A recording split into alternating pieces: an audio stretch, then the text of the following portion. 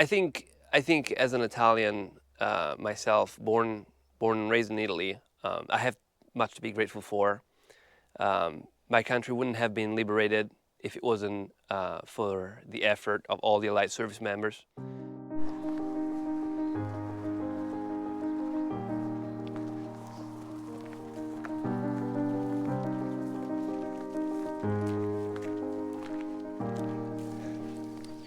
Good cardio today.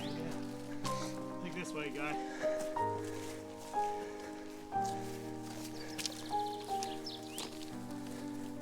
This is probably it here. Oh yeah, you can tell the plaque was here. Yeah. It was right here. Such a shame. See, like, I don't know if somebody just ripped it or it fell apart, but either way, it didn't get repaired. And nobody fucking cares.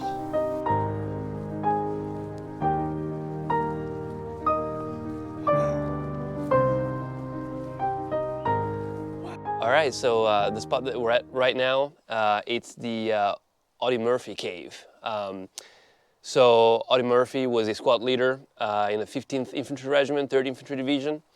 And in November 1943, his unit and his division were advancing from the south northward to capture all the hills and peaks surrounding the Mignano Gap, which was the entrance to the Luri Valley to then access Rome. And during an enemy artillery barrage, Murphy and his men found refuge right in this cave that you see behind me. And so that way they were able to, survive. So this episode is not shown in the movie, To Hell and Back, starring Audie Murphy himself, playing himself. It is mentioned, however, in his memoirs.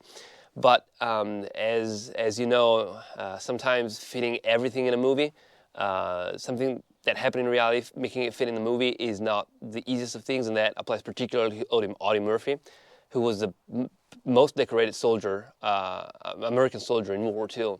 So making fit this episode 2 in the movie proved impossible, and instead they focused on his most glorious epics, the Americans. I don't think their memory is celebrated enough nowadays in Italy, with a somewhat of an exclusive focus on the Italian resistance, which had a role for sure, but they weren't alone, and they couldn't have done what they did without the sacrifice of the Allied service members. So the fact that the most decorated American service member served in the Italian campaign, I think it's highly significant that the Italian campaign wasn't a backwater of the overall war effort, if anything, for the men that served here. They bled, they suffered, and for them, this was extremely important. This was central. And so this has to be remembered, I think.